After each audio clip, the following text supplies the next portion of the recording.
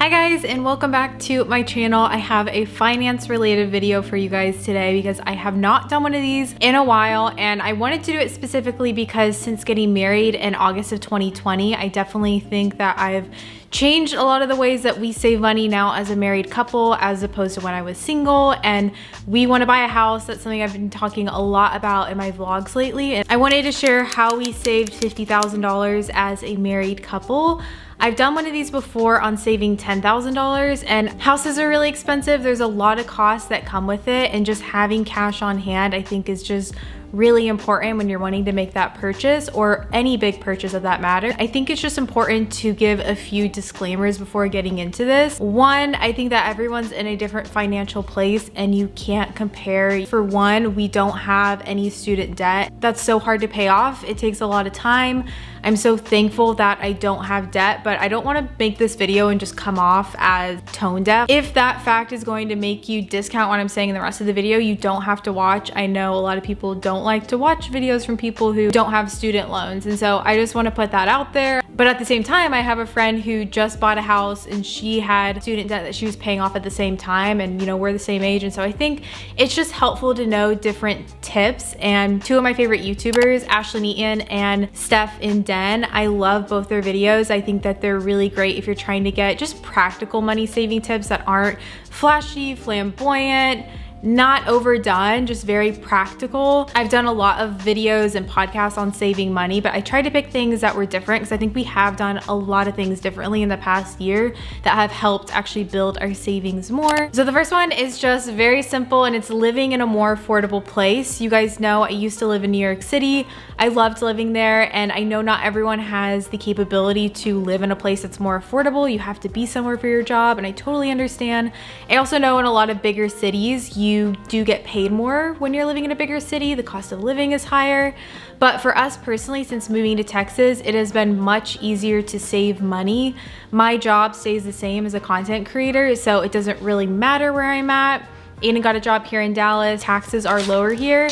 I do think there are areas where we pay for tolls and those kinds of things. So I do think that you pay a little bit more, but not nearly as much as we were paying in taxes in New York. But at the same time, I loved living in New York. And I think if that's one of your priorities, living somewhere that is more expensive, you make that happen and you just make it a priority. But for us, we knew that wasn't something that was priority in the long term when we're thinking about buying a house and growing a family and just some of our other long-term goals. Number two is probably one of the biggest things, and that has been breaking up all of our accounts. So when I was in college, I would just have, you know, my checkings and my savings. I wouldn't break out all of the other different payments. I would save that money for those expenses, but I wouldn't have them in specific buckets. And it has been so helpful to actually divvy things up. So we will have a section for taxes, we'll have a section for our rent, we'll have our savings, and then we'll also have our investments that we do and our retirement. And in my head, it doesn't really make sense, like, why does breaking up things make you save more money? But when you know that that money is already set aside somewhere else, especially with investments, when you're not looking at them, you're not going to spend that money because you're not actually looking at it. And I think if you're trying to keep a budget, it's just a lot more helpful when you actually move those accounts over and you know that technically you can pull money from them, but it's a lot more difficult to do when they're actually already in their own checkings accounts. Number three is just a mindset shift, and it's shifting from I have to save money to I get to save money. Like I talked about with paying off loans, there are a lot of people who aren't in the place where they can save money and who would be so grateful to be able to save more money. And so I think as someone who has disposable income, shifting your mindset to, okay, no, I get to, this is something that is a privilege to be able to do and I should be thankful to do, is really important, instead of just thinking about all the things you're missing out on that your friends are doing, whatever. It's no, I get to save this money. It's not something that I have to do. Especially looking back when I was in high school and college, I was saving a lot of money then because I wasn't paying for all the expenses that we have as a married couple now. I still was living at home. I was just eating food that was at my house and I didn't have to pay for those things. And so especially then, shifting my mindset then, if you're in the spot where you don't have ample expenses, shifting it to, okay, this is the time to really save, because it's much easier when you don't have all the big burdens of loans, of rent, of insurance, all those things. 4 is to visualize why you're saving. It's so much easier to work towards a goal when you are really looking towards it physically. So for us with the house, you know, having a vision board to look at, going around and looking at houses on Zillow, looking at Zillow prices to be like, wow, things are really expensive right now.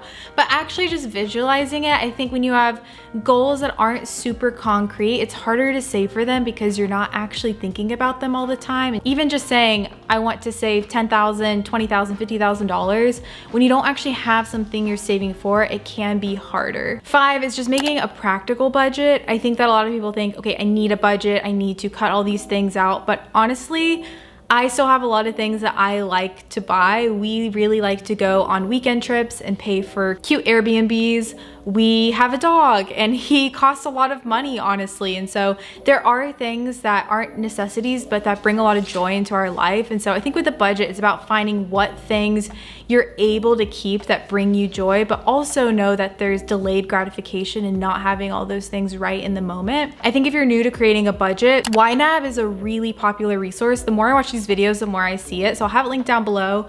We just use one in Excel. Aiden loves doing Excel stuff and we prefer to manually go in and do it because I think it makes us a little bit more aware of our purchases when we're going in and looking at them. And so we do that, but just keeping it practical. Don't try to live off the bare minimum if you know that's not gonna be possible. I think it's kind of like a diet when you cut out all carbs and you try to lose a lot of weight really fast. It's not practical in the long term. And I think that's how it is for budgeting too. If you just decide, I'm never gonna buy coffee out, I'm never gonna go on cute dates with my partner, like those things are small joys of life that I think you can include, but figure out things that you can include like that and also things that you can cut from. Number 6 is just paying yourself first. Automatic transfers into savings are really helpful. That way, the minute your paycheck hits your account, you have a certain percentage that gets set aside. This is something that we've done that's really important. Even if it's a tiny amount, even if it's 1%, 2%, 3%, moving that aside right away, it just gets you in the mindset of not all of my money has to be spent right away if it doesn't have to. This is another big one, and that's just avoiding lifestyle inflation. So easy in your 20s. This is something that I have gotten into trouble with in the past. The definition of lifestyle inflation, according to Investopedia, refers to a situation where an individual's income increases and their spending also increases. Common events that can trigger lifestyle inflation are graduation from college, a job promotion, or a significant raise. And so instead of buying more things, doing more things when your income increases, keep your expenses the same and keep those percentages that you're contributing to savings. Maybe up those, maybe up retirement. While we didn't get into credit card debt or something, I definitely think we could have saved more maybe when we first got married, because you get caught up in, okay, now we have 2 incomes, so there's more money. It feels like you just have a lot more coming in. It's really hard though. I think especially for me in the social media industry, I get caught up in thinking I need to buy these new things because I'm online, I'm trying to keep up with trends. Driving one car, I know this isn't a possibility for everyone. For us it is, because I work from home, Eden works in the office, and so we're able to kind of share the car.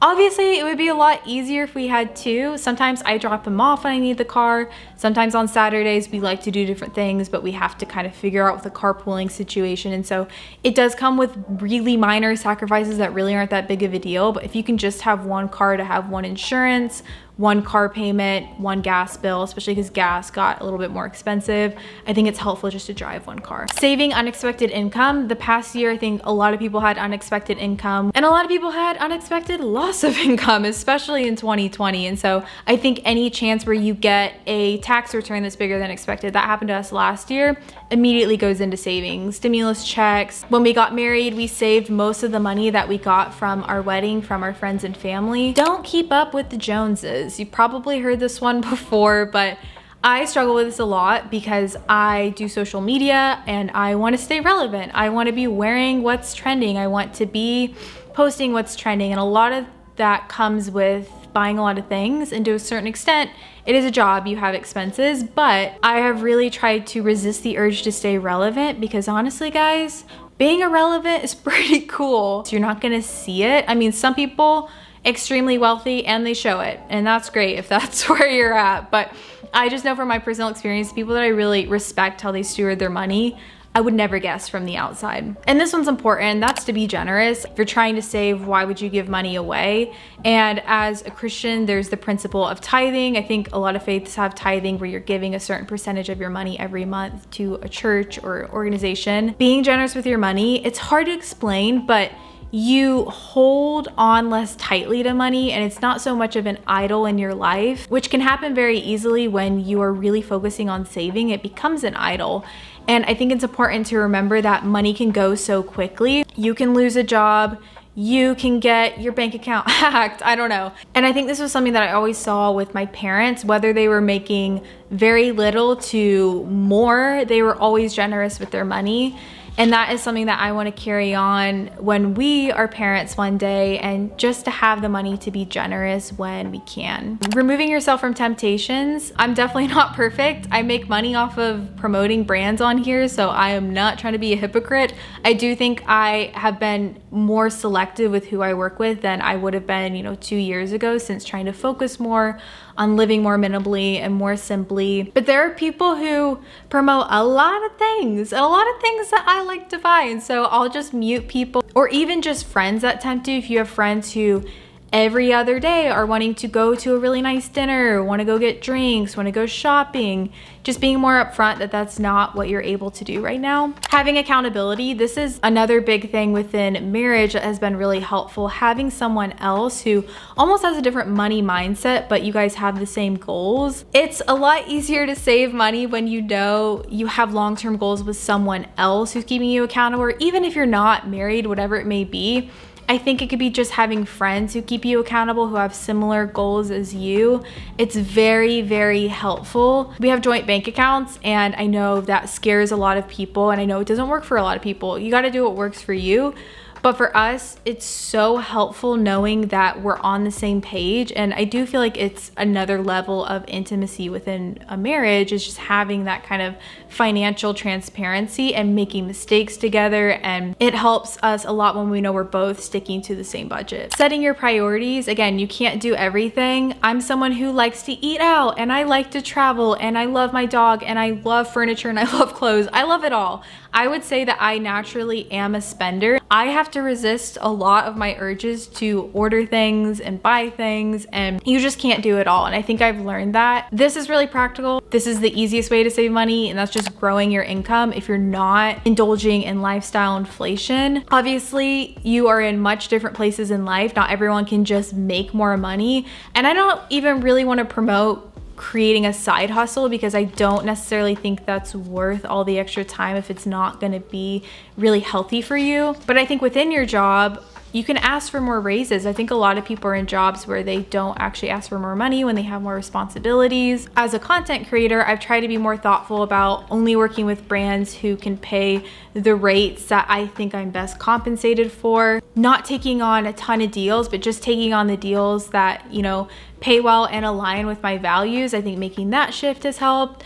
Eden's trying to get his real estate license, which getting more certifications in your job can be helpful if you're ever wanting to be put on a new project or get promoted.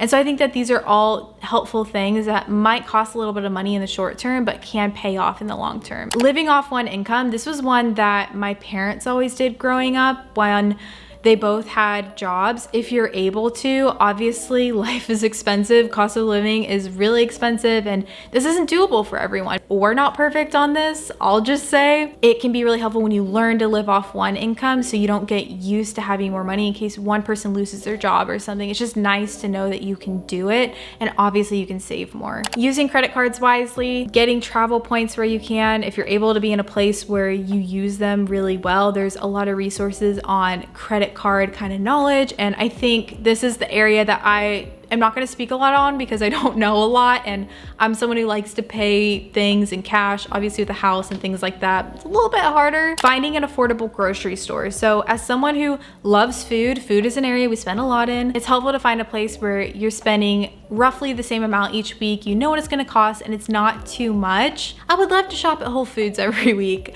I would love to shop at Central Market every week, but I just know that's so expensive for us, so we don't do that. Every now and then I'll don't go there.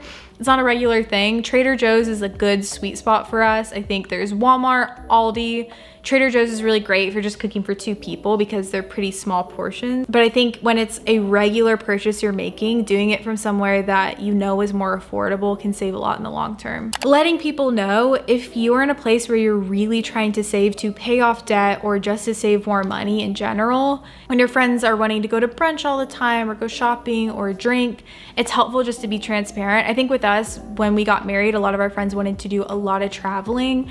I love to travel, but it is expensive. And so we've had to say no to a lot of those things. And it makes me feel bad in the moment, but you shouldn't feel bad if you also try to figure out ways you can see them in a less expensive way, while also trying to hit your goals specifically. The last one is just contributing to retirement. I think this is also kind of counterintuitive because this video is about saving cash, not necessarily investing and retirement. But if you have an employer who's matching your retirement, that's such a good way to start when you're young and start in your early career because it really does add up so much. And again, it's money that's being taken out in those paychecks in the moment, so you're not seeing it, but it really does build a lot. And I do think it's important even when you're saving cash, unless you're paying off debt or something like that. I think there are more important things in the moment than contributing to retirement. I'm also not an expert though. I just know from my experience, it's really helpful when that number is growing from an earlier age. So those are all my tips. We are not experts. We have learned along the way. Like I said, I think when we first got married, we spent more than I would have liked to, but it's all about just bouncing back and learning from your mistakes and having grace with yourself while also knowing that these are skills that are really valuable to have in the future. I think about like delaying instant gratification on things that maybe the world tells you are needs when they're not actually needs is something that I'm trying to learn, something that I'm trying to learn for myself. I love the principle of the Bible of being a cheerful giver too. I think a lot of times generosity can be seen as this thing that you kind of had to tack on at the end. I also asked on my Instagram for your guys' tips if you actually made a very large purchase, how you saved, and I wanted to share them because my audience is relatively similar in age to me, maybe a little bit older, a little bit younger, and so I think you get kind of all over the spectrum. But they said putting money into savings as soon as you are paid, having no spend months/weeks on any excessive things, tithe, save, and then spend leftover money, canceling unnecessary subscriptions, buying a 2-family home to where you can rent out 1 portion, living off the bare minimum, no date nights, no trips, no vacations, so that's a very aggressive way to save, automatic investments taken out of my checking account and put into Vanguard, living at home during my 20s, budgeting in YNAB, eating out every other week, and keep checking Zillow to remind yourself of how expensive things are. So I thought those were really helpful. If you have any other ones to add, feel free to let me know down below. I hope this video was helpful. I'm coming from it from a perspective of someone who's not perfect, but let me know if you'd like to see any other finance videos, and I will talk to you guys in my next video. Bye, friends.